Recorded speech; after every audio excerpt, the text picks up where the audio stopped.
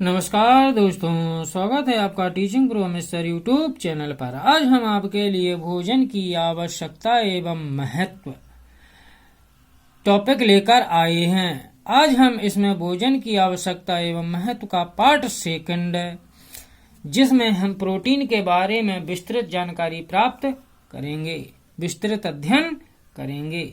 आइए देखते हैं इसमें सबसे पहले कि प्रोटीन क्या होती है।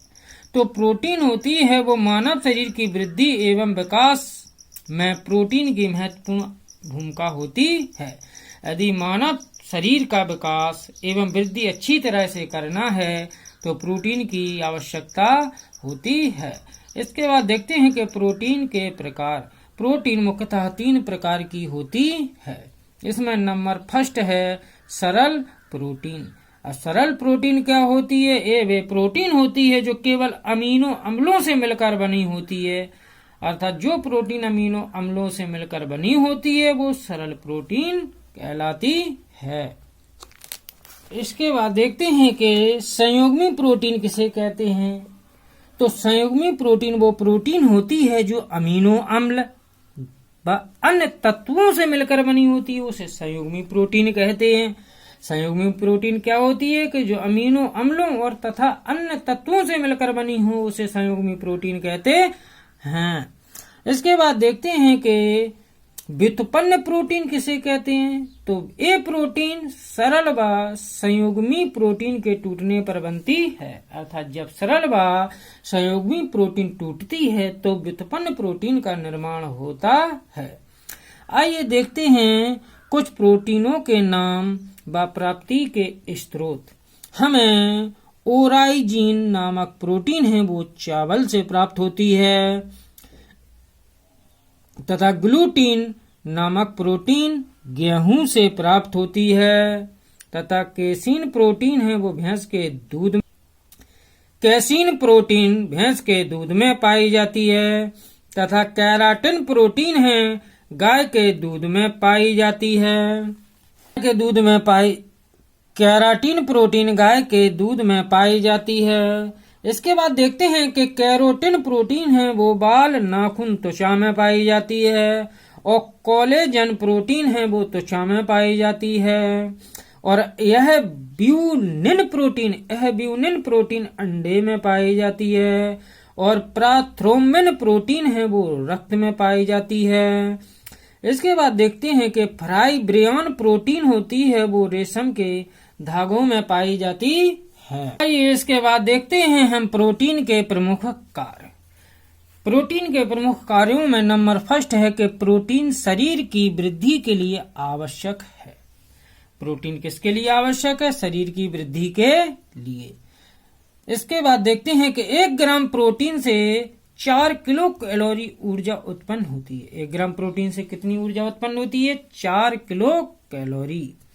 इसके बाद देखते हैं कि छोटे बच्चे हों, एक पहलवान हो या गर्भवती महिला हो, उसे सर्वाधिक प्रोटीन की आवश्यकता होती है। किसको होती है? छोटे बच्चे, पहलवान और गर्भवती महिला। इसके बाद देखते हैं कि प्रोटीन के अंदर कार्बन, हाइड्रोजन, ऑक्सीजन, नाइट्रोजन तत्व पाए जाते हैं। प्रोटीन के अंदर कौन कौन से तत्व पाए जाते हैं?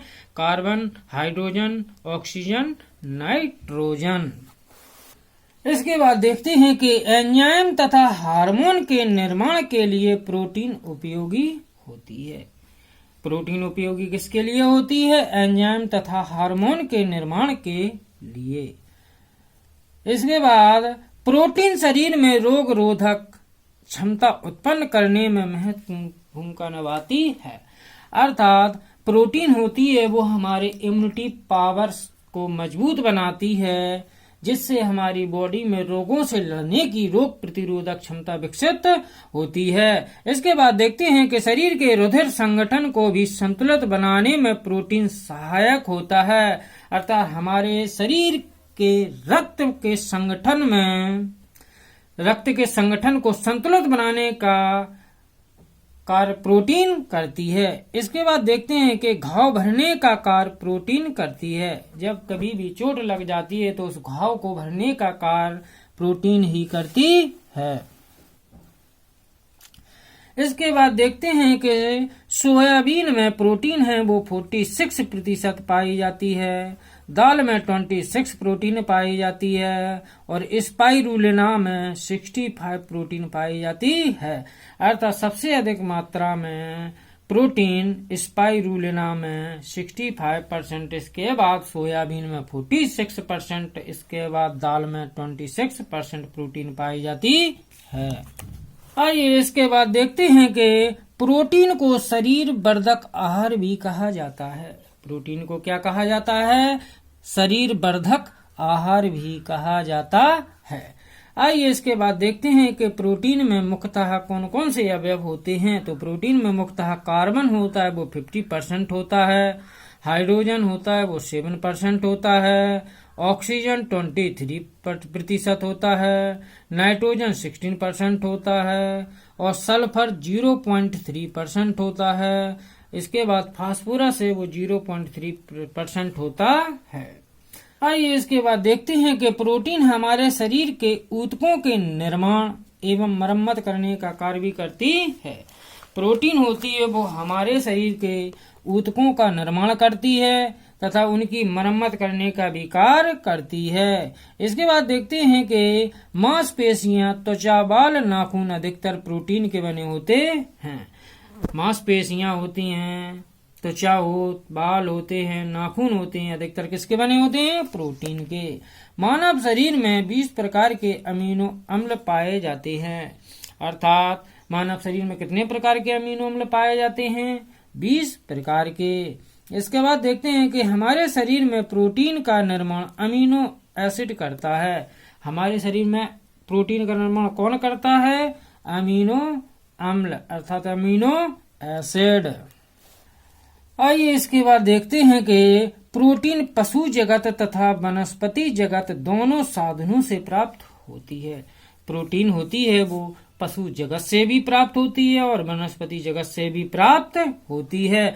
पशु जगत में जिस तरह मांस खाया जाता है तो उससे प्रोटीन प्राप्त होती है और वनस्पति जगत में पेड़ पौधों से जो हमें प्राप्त होता है वो वनस्पति जगत होता है। इसके बाद देखते हैं कि मानव शरीर का लगभग 15 से 20% भाग प्रोटीन का बना होता है। अर्थात जो मानव का शरीर होता है उसका 15 से 20% भाग किसका बना होता है? प्रोटीन का बना होता है। आइए इसके बाद देखते हैं कि प्रकाश संश्लेषण के स्थल को क्या कहते हैं? राइबोसोम कहते हैं। प्रोटीन संश्लेषण के स्थल को क्या कहते हैं? राइबोसोम कहते हैं। इसके बाद देखते हैं कि जीव जंतुओं के अंदर कौन सी प्रोटीन पाई जाती है? तो कोलेजन प्रोटीन पाई जाती है। जीव जंतुओं के अंदर कौन सी प्रोटीन पाई जाती है? कोलेजन। इसके बाद देखते हैं कि पेड़ पौधों के अंदर रूबिस्को प्रोटीन पाई जाती है। पेड़ पौधों के अंदर कौन सी प्रोटीन पाई जाती है? रूबिस्को प्रोटीन पाई जाती है। रूबिस्को प्रोटीन पाई जाती है। इसके बाद देखते हैं कि अंडे में प्रोटीन पाई जाती है। क्या अंडे में प्रोटीन पाई जाती है? जी हाँ, अंडे में प्रोटीन पाई जाती है। इसके बाद देखते हैं कि मानव शरीर के अंदर एंटीजन व एंटीबॉडी प्रोटीन के बने होते हैं। अर्थात जब हमारे शरीर में एंटीजन व एंटीबॉडी होते हैं वो किसके बने होते हैं? प्रोटीन के बने होते हैं। ये इसके बाद देखते हैं कि इंसुलिन की प्रकृति कैसी होती है। तो इंसुलिन की रासायनिक प्रकृति प्रोटीन है। अर्थात इंसुलिन की प्रकृति कैसी होती है? रासायनिक। इंसुलिन की प्रकृति कैसी होती है? रासायनिक। इसके बाद देखते हैं कि प्रोटीन की कमी से होने वाले रोग। तो प्रोटीन की कमी से होने वाले रोगों में नंबर फर्स्ट है क्वाशी-आर्कर रोग होता है वो सामान्य पुरुष में होता है तथा मेरारमस रोग होता है वो बच्चों में होता है। क्वाशी-आर्कर रोग किसमें होता है? सामान्य पुरुषों में। और मेरारमस रोग किसमें होता है? बच्चों में। यदि वीडियो अच्छा लगा हो तो लाइक और सब्सक्राइब करना ना भूलें। धन्यवाद।